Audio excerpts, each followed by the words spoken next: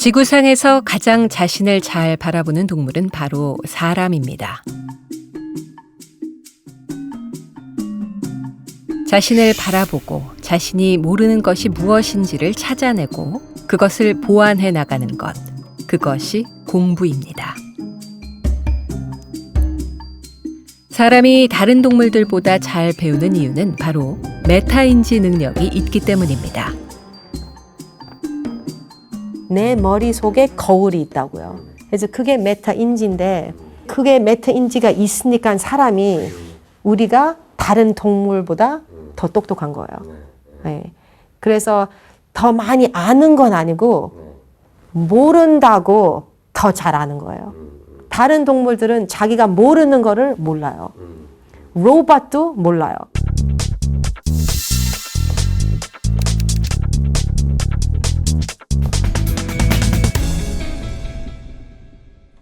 얘기하고 싶은 거는 이 실험 인천 하늘고등학교 콜롬비아대 리사손 교수 그리고 아주대학교 심리학과 연구팀과 함께 1학년 학생들을 상대로 메타인지 실험을 해봤습니다.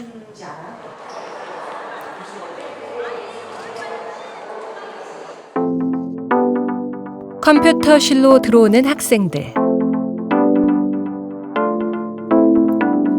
한국어 단어쌍이 제시가 될 거고 5초 동안 학습할 시간이 주어집니다. 이 단어쌍은 나중에 여러분들이 테스트를 하셔야 되기 때문에 잘 외워주셔야 돼요. 컴퓨터 화면에 서로 전혀 상관이 없는 두 단어 50개를 보여주고 외우게 했습니다. 나중에 시험을 보기로 하고 시험 전 2가지 방법으로 시험 공부를 할 시간을 줬습니다. 한 번은 좀 전에 외운 내용을 다시 읽어보는 재학습. 또 한 번은 퀴즈처럼 스스로 시험을 쳐보는 셀프 테스트입니다. 같은 학생들이 같은 난이도의 공부를 할 경우 어느 쪽 공부 방법이 점수가 잘 나오는지 알아보는 실험입니다. 결과는 어떻게 나왔을까요? 재학습은 43점, 셀프 테스트는 53점이었습니다. 셀프 테스트가 10점이나 높게 나왔습니다. 셀프 테스트를 통해 자신이 아는지 모르는지를 확인하는 메타인지 과정을 거치는 것만으로도 점수가 10점이나 올라간다는 얘기입니다.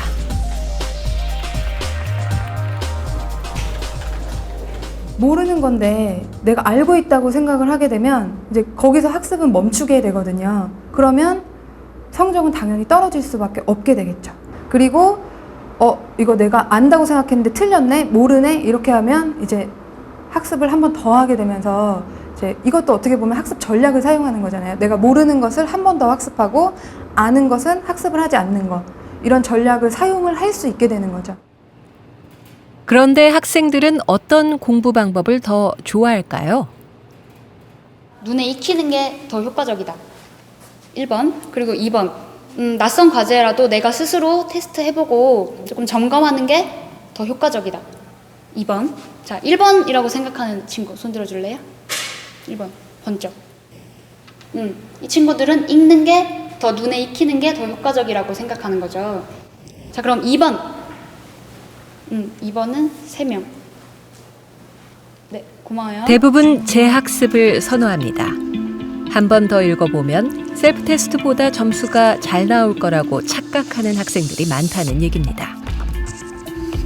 이런 착각은 학생들이 적어낸 예상 점수에서도 그대로 드러납니다. 제작진은 최종 시험 전에 자신이 몇 점을 받을 것 같은지를 예상하도록 했습니다. 재학습의 경우 평균 53점, 셀프 테스트의 경우 49.7점이었습니다.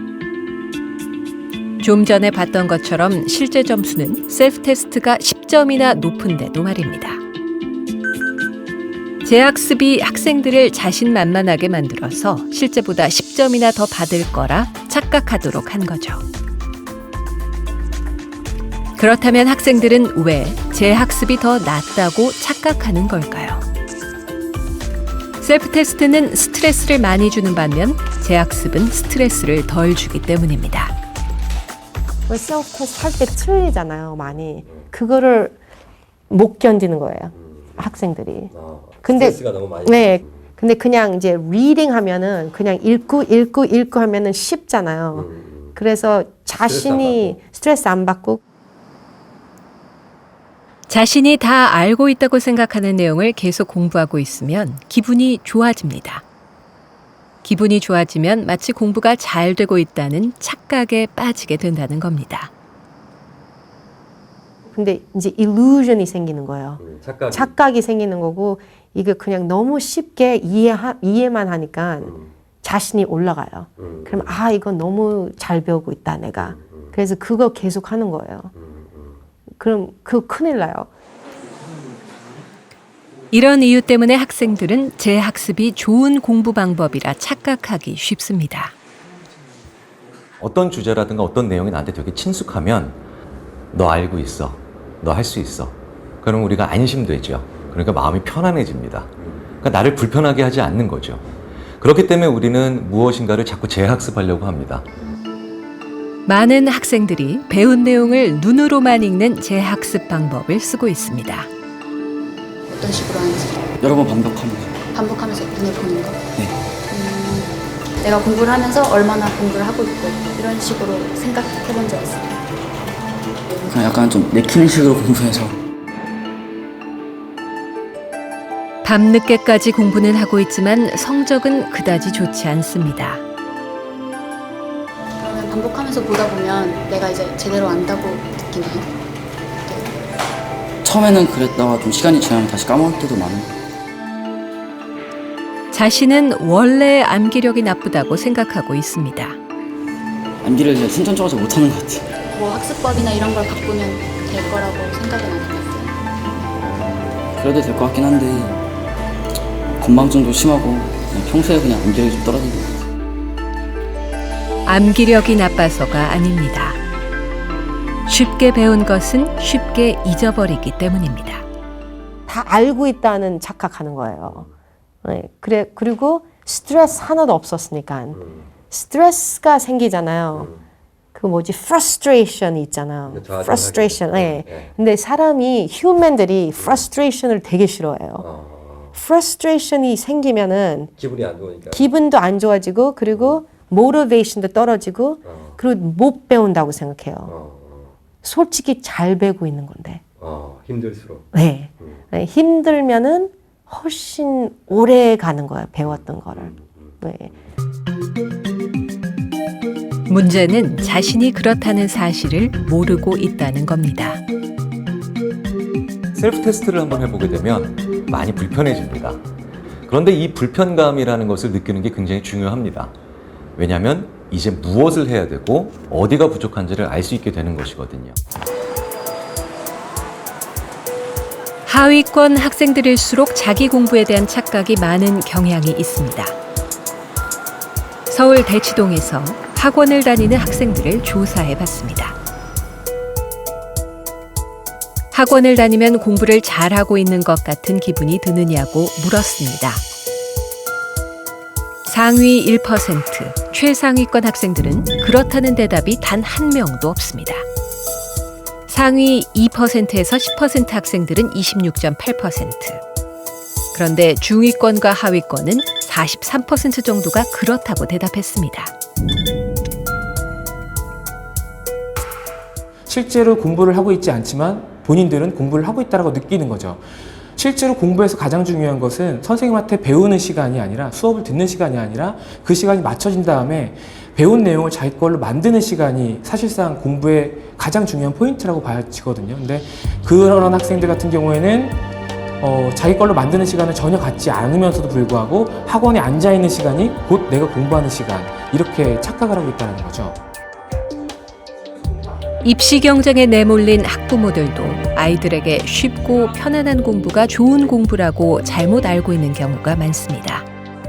학부모님들이나 학생들이나 이런 질문들을 많이 해요. 어떻게 하면 쉽게 수학을 잘할 수 있나요? 이런 질문을 많이 하는데 그런 질문들을 하는 것들의 어떤 속안의 내면을 좀 보면은 내가 아는 방법은 굉장히 어렵고 열심히 그냥 시간으로 좀 이렇게 힘들게 해야 되는 건데 좀 더 어딘가에는 쉽게 편하게 공부하는 방법을 누군가는 알고 있지 않을까를 찾아다니는 거죠. 공부를 잘하는 학생들은 어떨까요? 어떻게 메타인지를 공부에 활용하는 걸까요? 1학년 전교 1등을 따라가 봤습니다. 소리에 대해서 공부를 하기 시작했습니다. 소리라고 하는 거는 진동이 만들어내는 영점, 이번 수업은 물리 시간. 소리에 대해 공부하는 중입니다. 겉보기에는 별다를 것이 없습니다. 그저 다른 학생들보다 필기를 조금 세세하게 해두는 정도입니다. 우리가 정상파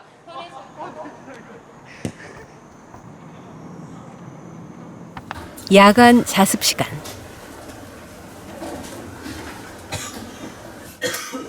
수업 시간에 공부했던 교재를 꺼내 복습을 시작합니다. 특이한 건 지우개를 많이 쓴다는 겁니다. 수업 시간에 연필로 필기해 놓은 것을 지우기 시작합니다.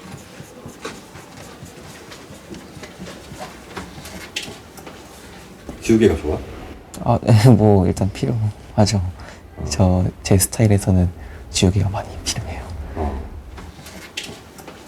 그리고는 지운 자리에 뭔가를 씁니다. 방금 지웠던 내용을 자기 자신의 말로 옮기는 방식으로 다시 정리하는 겁니다.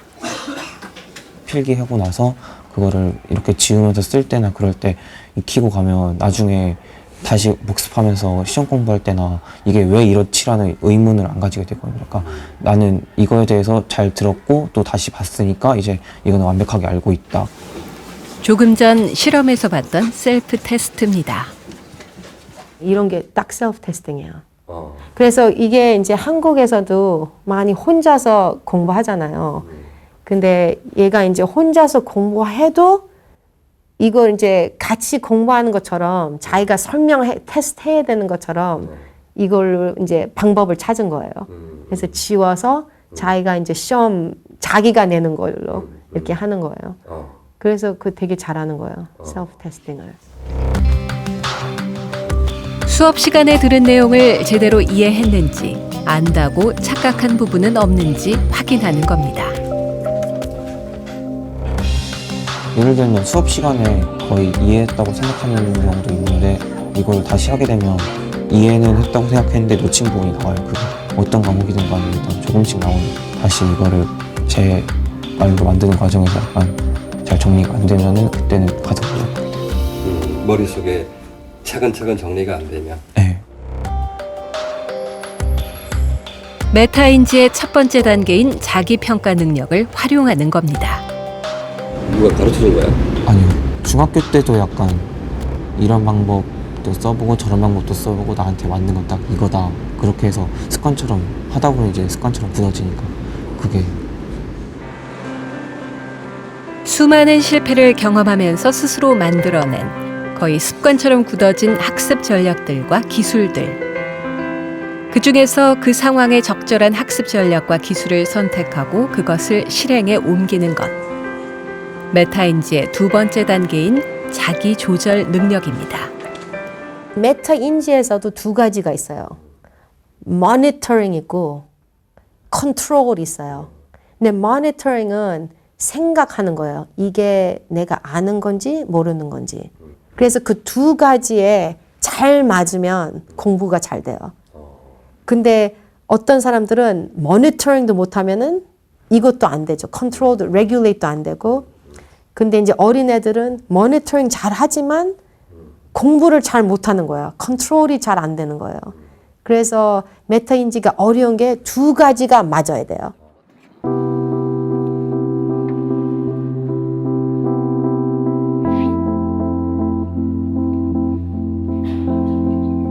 전교 1등은 어떻게 매 순간 스트레스를 받는 어려운 선택을 하면서도 오랫동안 공부를 지속할 수 있을까요?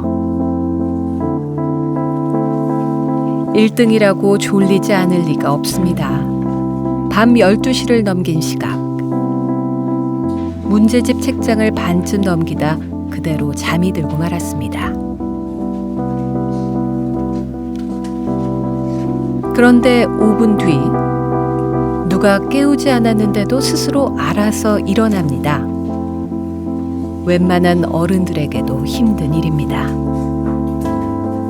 이제 겨우 17살인데 어떻게 이런 자기조절 능력을 보여줄 수 있을까?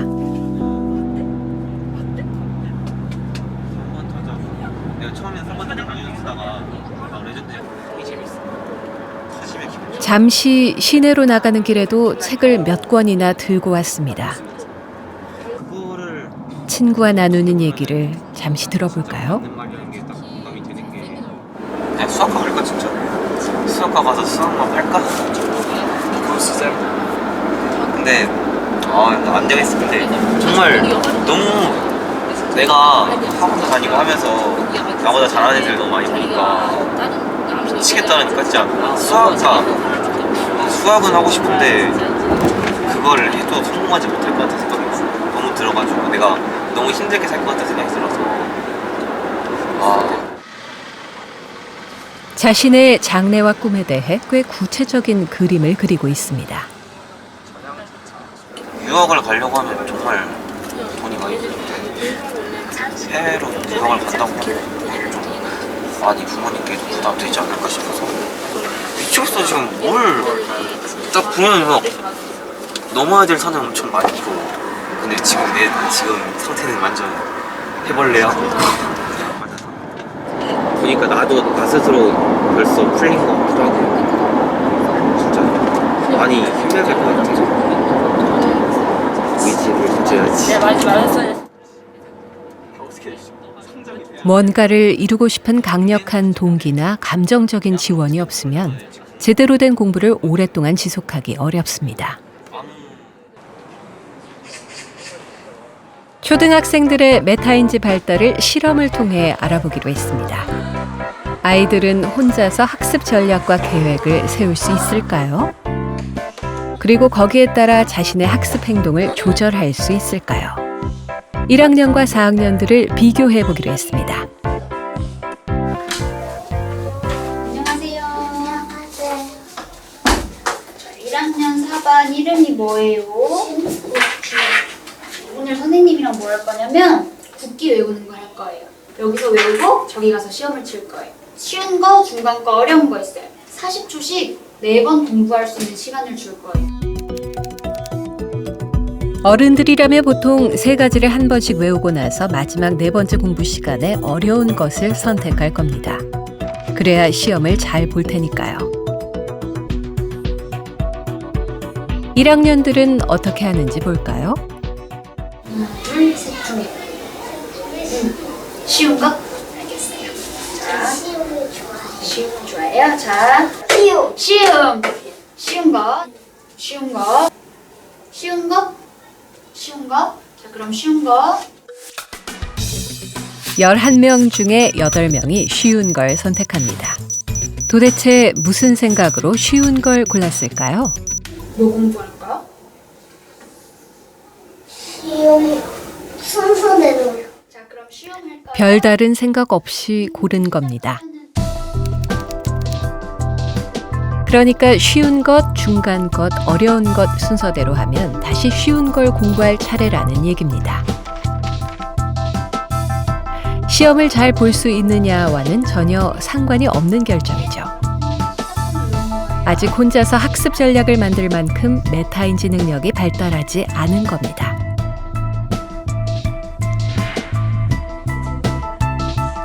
세 살을 더 먹은 4학년들은 어떤지 볼까요? 마지막 한 타임 남았어요. 뭐 공부하고 싶어요? 어려운 거 대신 다시. 자, 마지막 한 번에는 뭐 보고 싶어요? 어려움이요.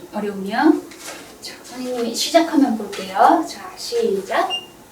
10명 중 7명이 어려운 것을 선택했습니다. 분명한 학습 전략이 있었습니다. 마지막에 어떤 거 골랐어? 어려운 걸 골랐어요. 왜? 왜냐면 어려운 건 더 생각이 안 나니까 한 번 더 보면 생각이 나지 않을까 해서요. 다양한 학습 전략들이 총동원됩니다. 아는 것들은 아예 옆으로 치워버리고 모르는 것만 붙들고 외웁니다. 비슷하게 생겨서 헷갈리는 국기만 모아놓고 외우기도 하고, 카드 넘기는 시간이 아까운지 카드를 책상에 늘어놓고 셀프 테스트를 반복하기도 합니다. 이게 거꾸로도 셀프 테스트 했어요. 그림 어떻게 그릴 건지 이게 거꾸로도 했어요. 이름 보고 나라 이름 보고 네, 그것도 셀프 테스트 했어요. 여기는 1번. 메타인지 발달의 차이는 그대로 시험 점수의 차이로 나타납니다. 1학년은 15개 중에서 평균 5.5개를 맞췄고 4학년은 평균 10.3개를 맞췄습니다. 거의 2배에 가깝습니다.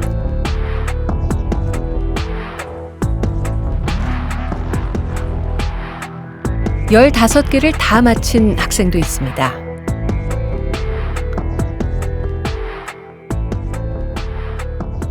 헷갈리는 거 없어? 헷갈릴 거야? 헷갈리는 거. 그래요. 자, 끝났어요. 자, 이제 마지막 공부 시간이에요. 그런데 어떤 1학년은 벌써 4학년과 비슷한 수준의 메타인지를 보여줍니다. 어려운 거 보고 싶어요? 여기 3개 중에 어려운 거? 처음 보는 과제를 접하고도 즉석에서 적절한 학습 전략을 세우는 겁니다. 마지막에 뭐를 골랐어? 어려운 왜? 시험 볼 때 그걸 틀릴 수 있으니까. 어려운 거는 더 잘 틀리니까. 그래서 한 번 더 보려고. 시험을 보는 전략도 4학년 수준입니다. 순서대로 답을 쓰지 않습니다. 아는 것부터 써놓고 나머지는 기억을 되살리려 애를 씁니다. 마지막까지 기억을 짜내더니 몰라. 이제 몰라? 다 쓴 거 같아? 많이 썼는데? 고생했고. 그런데 여기서 포기한 게 아닙니다. 혹시 잘못 쓴 게 없나 마지막까지 한 번 더 확인합니다. 몇 개나 맞췄을까요? 무려 11개. 1학년 평균인 5.5개보다 2배, 4학년 평균인 10.3개보다도 많이 맞췄습니다. 이 아이는 자기가 무엇을 하고 있는지 분명히 알고 있습니다. 그리고는 적절한 학습 전략을 찾아내고 거기에 따라 자신의 행동을 조절합니다. 자꾸 자신의 생각을 바라보는 훈련을 하면 그것을 담당하는 뇌 영역에 신경세포가 늘어나고 신경세포 간 연결성도 좋아집니다. 뇌에서 그런 특수한 능력이 어느 정도 선을 넘어설 때까지의 반복을 해야 돼요. 뇌의 기본 훈련의 기본이 반복입니다. 청소년기에 올바른 학습 태도, 올바른 메타인지 능력, 그 다음에 좋은 습관을 들여서 공부도 못 만들기처럼, 자전거 타기처럼, 수영하기처럼 좋은 자세로 꾸준한 노력과 반복과 기억을 하면 그게 자기게 된다는 거죠. 부모가 대신 해줄 수도 없습니다. 자신을 가장 잘 바라볼 수 있는 사람은 바로 자기 자신이기 때문입니다. 내 머릿속에 거울이 있다고요. 그래서 그게 메타인지인데 이제 우리 엄마도 나를 잘 모르고 아빠도 잘 모를 수 있어요. 뭐 우리 딸도 잘 모를 수 있어요. 나만 나를 제일 잘 안다고.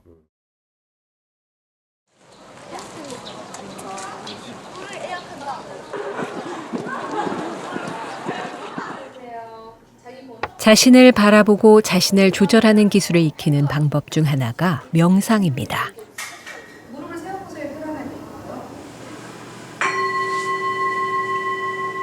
자신을 바라보는 연습이라는 측면에서 메타인지 훈련과 맞닿아 있습니다. 다만 자신의 감정을 바라보는 데 초점을 둘 뿐이죠. 고3 학생들이 느끼는 압박감과 스트레스는 상상 이상입니다. 시험이나 성적, 대학 이런 거 생각하면 어떤 느낌이 들어요? 막막해요. 우울해요. 답답해요. 시커매요. 네. 겉으로는 항상 밝아 보이고 자신의 불안한 감정을 있는 그대로 바라보는 것만으로도 불안감을 상당 부분 다스릴 수 있습니다. 나는 비록 성적을 생각하면 우울하고 답답하고 막막하고 도망치고 싶지만 그럼에도 불구하고 나를 온전히 받아들이고 깊이 사랑합니다. 자.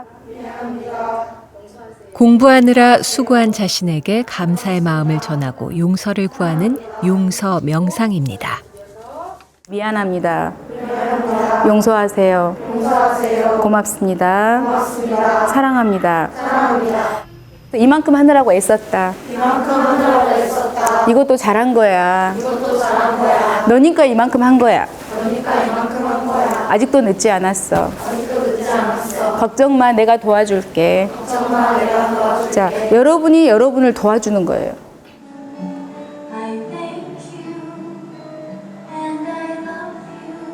이렇게 일주일에 1시간 명상을 하고 나면 마음이 한결 가벼워집니다. 최소한 내가 불안을 다스리고 조절하고 내 마음을 관리할 수 있다는 것을 아는 것과 그걸 모르고 계속 불안 속에서 가는 건 달라요. 공부하는 게 달라요. 그래서 세상은 변한 게 아무것도 없지만 여러분은 그 세상을 인지하는 방법이 달라졌기 때문에 덜 힘들게 공부할 수 있다는 거죠. 이 학교의 입시 성적은 전국 여고 중에서 손에 꼽을 정도입니다. 서울대에 진학한 졸업생들에게 명상이 공부에 얼마나 도움이 되는지 물었습니다. 명상하면서 생각했던 게 내가 짧은 시간이라도 높은 집중력으로 공부하는 게 훨씬 낫다. 그렇게 생각을 바뀌게 되니까 저는 고3 때여도 약간 다른 사람들에 비해서는 혼자 이렇게 쉬는 시간이나 그러니까 공부 안 하고 이렇게 마음을 다스리는 그런 시간들을 많이 가졌던 것 같아요. 정서적으로 안정이 되는 측면도 있고 이제 자기 자신을 계속 되돌아보게 되니까 좀 더 나은 방향으로 나아갈 수 있었던 것 같아요. 세계에서 가장 공부를 오랫동안 하는 우리나라 학생들. 이런 장시간 학습은 세계에서 가장 빠른 경제 성장의 원동력이기도 했습니다. 그렇지만 지나친 입시 경쟁 속에 아이들은 하루하루를 힘겹게 보내고 있습니다. 문제는 제대로 된 공부를 하는 아이들이 많지 않다는 겁니다. 열심히, 오래 공부하는 것도 중요하지만 보다 똑똑하고 보다 효율적인 공부를 고민해야 할 때가 됐습니다. 아이들에게만 맡길 일이 아닙니다. 바로 어른들이 고민해야 할 문제입니다.